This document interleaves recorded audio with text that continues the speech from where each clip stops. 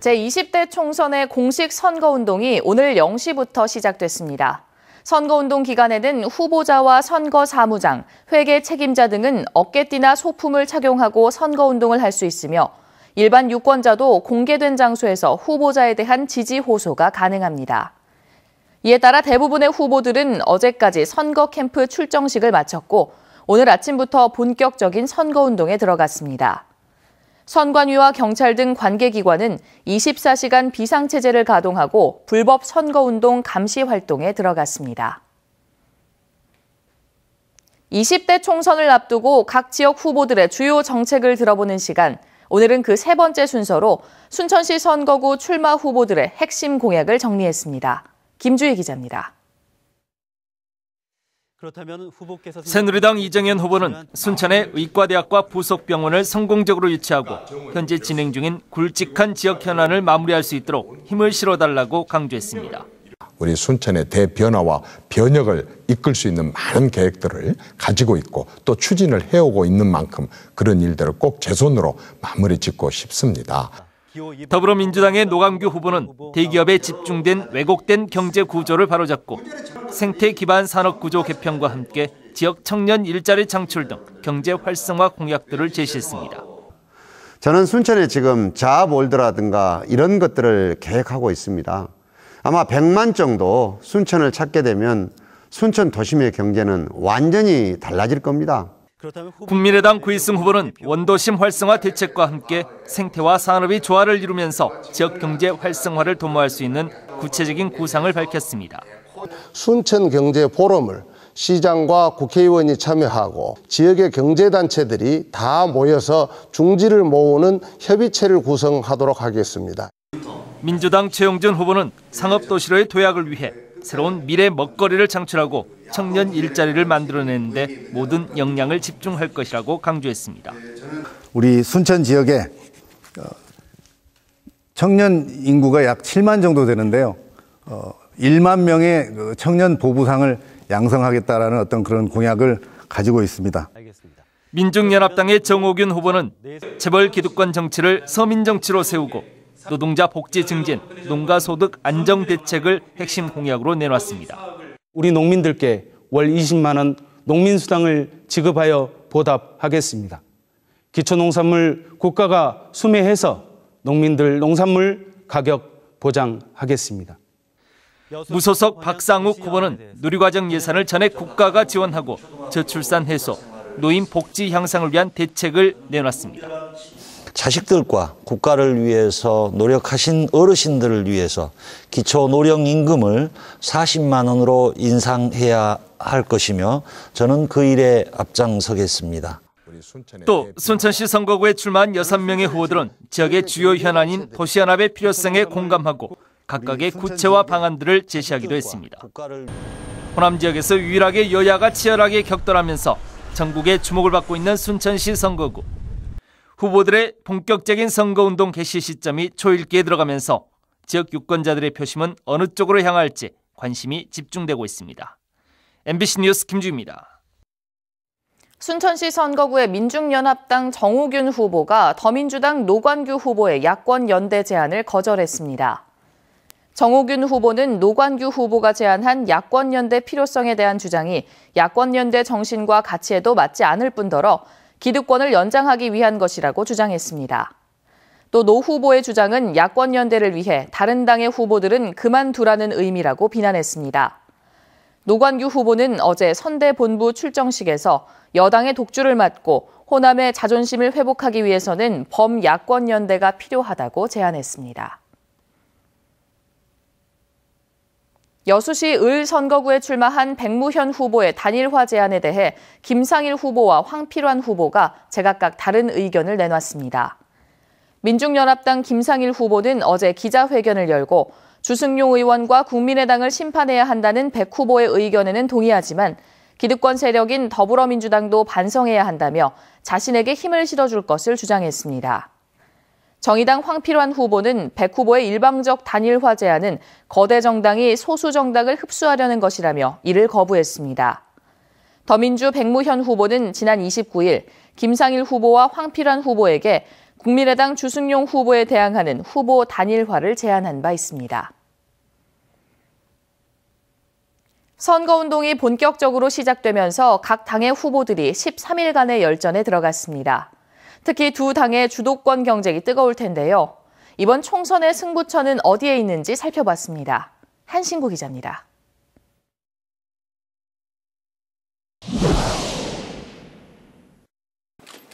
두 야당이 집중적으로 공략하는 대상은 상대 당의 핵심 인물입니다. 더불어민주당은 천정배 공동대표를, 국민의당은 이용섭 공약단장을 누르면 광주에서 8대0 완승이 가능하다고 보고 있습니다. 상대를 꺾어야 하는 특명은 양양자와 권은희 두 여성 후보에게 떨어졌습니다. 저는 생소한 사람이 나왔는데 그분들에 대해서는 제가 잘 모르니까 참 그게 좀 난감합니다. 그 사람들이 뭐 거기서 그 반찬이 그 나무라고 생각합니다. 저는 그러게 생각했습니다. 이른바 듣보잡 논란을 불러온 더민주의 전략공천과 새 인물을 말해놓고는 거꾸로 가버린 국민의당의 현역 공천. 어느 당이 더 잘못했나에 대한 심판은 유권자들에게 맡겨졌습니다.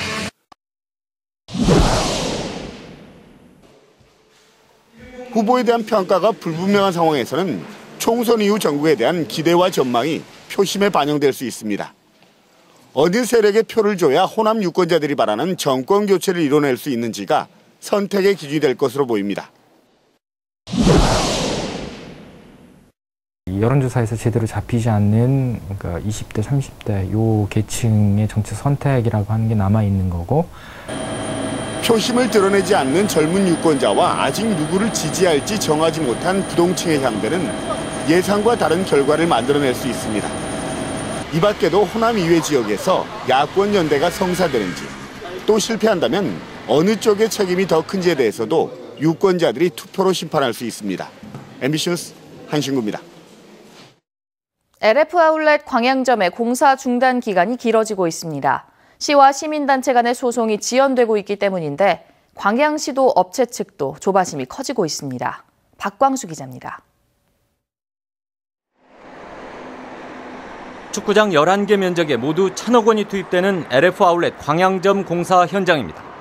지난해 11월 말 법원 판결로 공사가 중단된 것이 벌써 넉 달을 넘어섰습니다. 최근에 잡힌 항소심 1차 심리는 다음 달 21일. 앞으로도 3주 이상 남은 상태여서 총 공사 중단 기간은 최소한 6개월 이상이 될 것으로 보입니다.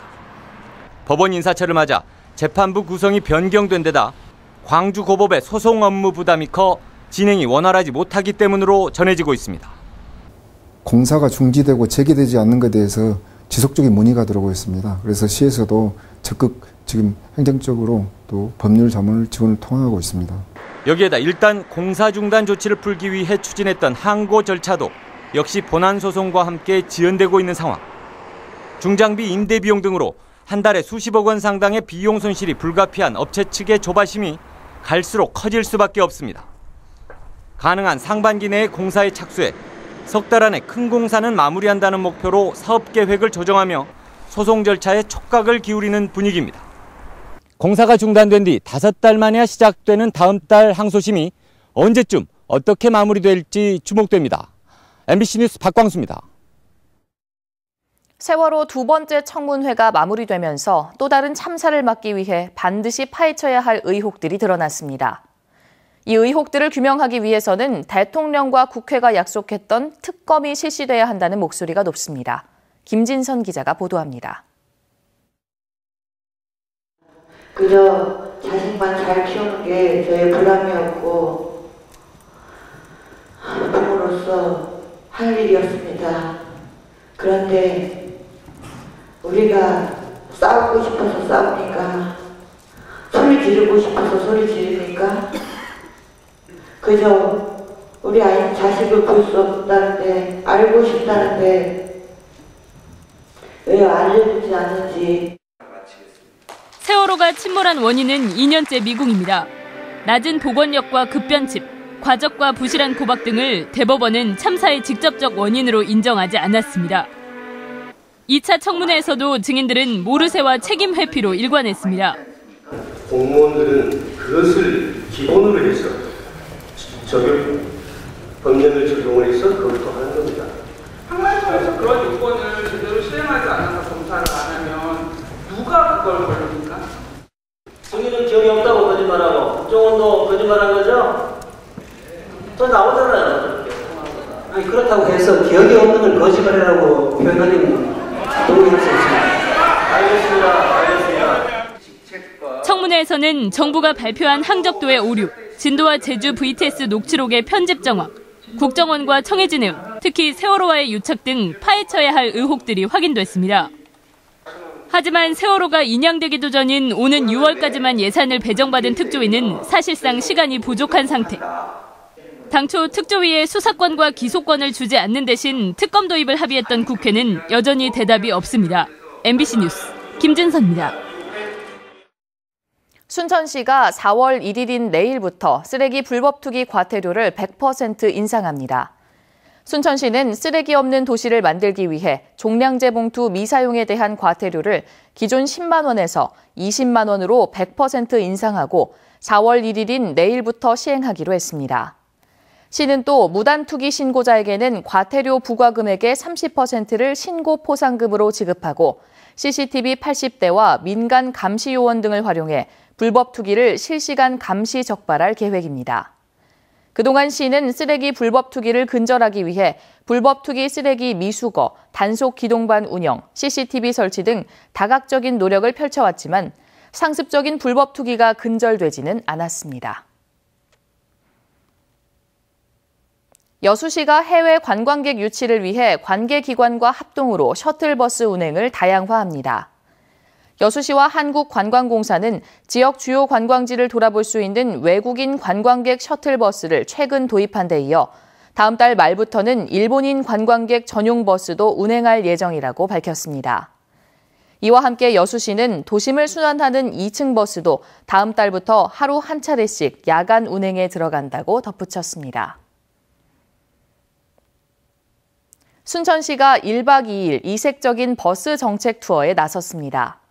순천시는 어제부터 1박 2일 동안 시장과 직원 36명이 참여한 가운데 청주 운보미술관, 대전 아주미술관을 방문해 현대와 전통이 공존하는 복합예술공간의 조성 사례와 청도군 프로방스 포트랜드 사례 등 문화예술 분야 우수 자치단체 사례를 배우는 1박 2일 버스 정책 투어에 들어갔습니다.